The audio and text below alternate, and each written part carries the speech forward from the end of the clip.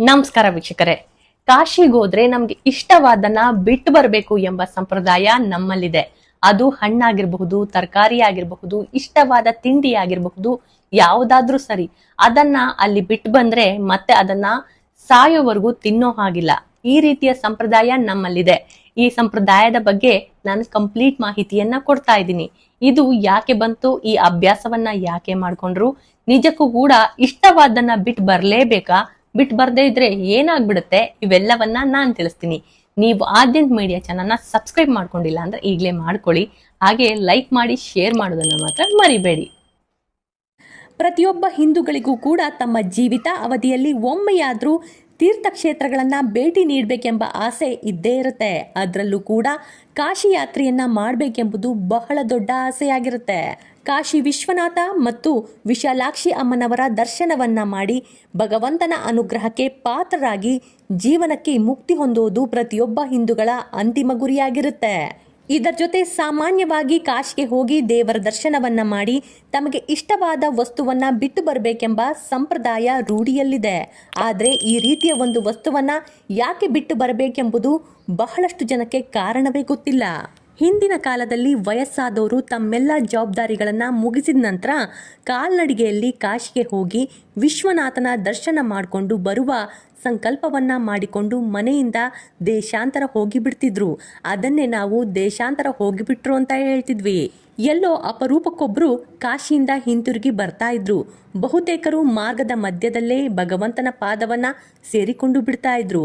ಇನ್ನು ಹಲವರು ಅಲ್ಲೇ ಕಾಶಿಯಲ್ಲೇ ಉಳಿದು ಬಿಡ್ತಾ ಇದ್ರು.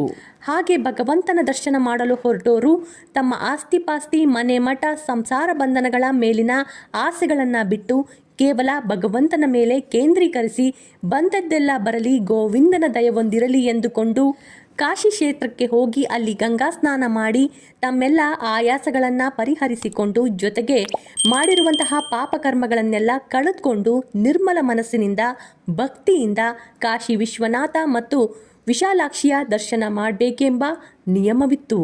ಈ ರೀತಿಯ ತಪಸ್ಸನ್ನ ಆಚರಣೆ ಮಾಡೋದ್ರಿಂದ, ನಿಷ್ಠೆಯಿಂದ ಇರೋದ್ರಿಂದ ಭಗವಂತನ ದರ್ಶನ ಮಾಡಿದ್ದಲ್ಲಿ ಮುಕ್ತಿ ದೊರೆಯುತ್ತೆ ಎಂಬುದು ನಮ್ಮ ಪೂರ್ವಜರ ನಂಬಿಕೆಯಾಗಿತ್ತು. ಆದರೆ ಉಪ್ಪು ಹುಳಿ ಖಾರ ತಿಂದ ದೇಹಕ್ಕೆ ಅಷ್ಟು ಬೇಗ ಕಾಮ, ಕ್ರೋಧ, ಲೋಭ, ಮೋಹ, ಮದ, ಮತ್ಸರಗಳಿಂದ ಹೊರಬರೋದು, ನಿರ್ಮಲ ಮನಸ್ಸಿನಿಂದ ಭಗವಂತನನ್ನ ಸೇರಿಕೊಳ್ಳೋದು ಅಷ್ಟೊಂದು ಈಸಿಯಾಗಿರಲಿಲ್ಲ. ಆಗ ಏನಾದರೂ ಬಿಡಲೇಬೇಕು ಅನ್ನೋದಾದರೆ ಏನು ಬಿಡಬಹುದು ಎಂದು ಯೋಚನೆ ಮಾಡಿದಾಗ ಪರ್ಯಾಯ ವ್ಯವಸ್ಥೆಯನ್ನ ಕಂಡುಕೊಂಡರು. ಆ ಟೈಮಲ್ಲಿ ಅವರಿಗೆ ಹೊಳೆದಿದ್ದೆ, ಕಾಶಿಗೆ ಹೋದಾಗ ಮೋಹ ಮತ್ಸರ್ಯಗಳ ಪ್ರತೀಕವಾಗಿ ತಮಗೆ ಇಷ್ಟವಾದ ಒಂದು ತರಕಾರಿ, ಒಂದು ಹಣ್ಣು ಅಥವಾ ಒಂದು ತಿಂಡಿಯನ್ನ ಬಿಟ್ಟು ಬಂದಲ್ಲಿ ಇಳಿ ವಯಸ್ಸಿನಲ್ಲಿ ಮುಕ್ತಿ ದೊರೆಯುತ್ತೆ ಎಂಬ ಆಲೋಚನೆಯನ್ನ ಮುಂದಿಟ್ಟರು. ಇದೊಂದು ಆಲ್ಟರ್ನೇಟಿವ್ ಸೊಲ್ಯೂಷನ್ ಆಗಿತ್ತು. ಹಾಗಾಗಿ ಎಲ್ಲರೂ ಕೂಡ ಈ ಸಂಪ್ರದಾಯವನ್ನ ಒಪ್ಪಿಕೊಂಡರು. ಬಹುತೇಕರಿಗೆ ಇದೇ ಬಹಳ ಈಸಿಯೆಸ್ಟ್ ಮೆಥಡ್ ಅನ್ಸ್ಬಿಡ್ತು. ಹಾಗಾಗಿ ಅದನ್ನೇ ಸಂಪ್ರದಾಯವಾಗಿ ಮುಂದಿಟ್ಟರು. ಆದ್ರೆ ರಿಯಾಲಿಟಿ ಬೇರೆನೇ ಇದೆ. ಕಾಶಿಗೆ ಹೋದ್ರೆ ತರಕಾರಿ ಅಥವಾ ಹಣ್ಣನ್ನ ತ್ಯಾಗ ಮಾಡಬೇಕೆಂದು ಅನಾದಿ ಕಾಲದಿಂದಲೂ ಹೇಳ್ತಾ ಬಂದಿದ್ದಾರೆ. ಆದ್ರೆ ಸರಿಯಾದ ಅರ್ಥ ತಿಳಿಯದೆ ನಾವು ತಪ್ಪು ಮಾಡ್ತಾ ಇದ್ದೇವೆ. ಇದು ನಿಮ್ಗೆ ಗೊತ್ತಾ? ಯಾವುದೇ ಶಾಸ್ತ್ರಗಳಲ್ಲಿ, ವೇದ, ಉಪನಿಷತ್, ಪುರಾಣಗಳಲ್ಲೂ ಕೂಡ ಕಾಶಿಗೆ ಹೋದ್ರೆ ಬಿಟ್ಟು ಬರಬೇಕೆಂಬ ಯಾವುದೇ ರೀತಿಯ ಉಲ್ಲೇಖಗಳು ಇಲ್ವೇ ಇಲ್ಲ.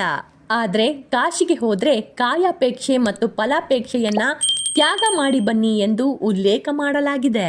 ಇಲ್ಲಿ ಕಾಯಾಪೇಕ್ಷೆ ಅಂದ್ರೆ ತನ್ನ ದೇಹ ಅಥವಾ ಇತರರ ದೇಹದ ಮೇಲಿನ ಅಪೇಕ್ಷೆ, ಹಾಗೂ ಫಲಾಪೇಕ್ಷೆ ಅಂದ್ರೆ ಮಾಡಿದ ಕರ್ಮಗಳಿಂದ ಉಂಟಾಗುವ ಫಲಗಳ ಅಪೇಕ್ಷೆಯನ್ನ ಬಿಡಬೇಕೆಂದು ಶಾಸ್ತ್ರಗಳಲ್ಲಿ ತಿಳಿಸಲಾಗಿದೆ. ಇವೆರಡನ್ನ ತ್ಯಾಗ ಮಾಡಿದ ನಂತರ ಭಕ್ತಿಯಿಂದ ವಿಶ್ವನಾಥನ ದರ್ಶನ ಮಾಡಬೇಕೆಂದು ಉಲ್ಲೇಖ ಮಾಡಲಾಗಿದೆ. ಇವೆರಡನ್ನ ಮಾಡಿದ ಕ್ಷಣವೇ ಜೀವನ್ಮುಕ್ತಿ ದೊರೆಯುತ್ತೆ ಎಂಬುದು ನಂಬಿಕೆ. ಆದರೆ ಕಾಲ ಕಳೆದಂತೆ ಈ ಶಾಸ್ತ್ರ ವಚನವು ಬೇರೆ ರೀತಿಯಾಗಿ ಟರ್ನ್ ಆಗ್ಬಿಡ್ತು.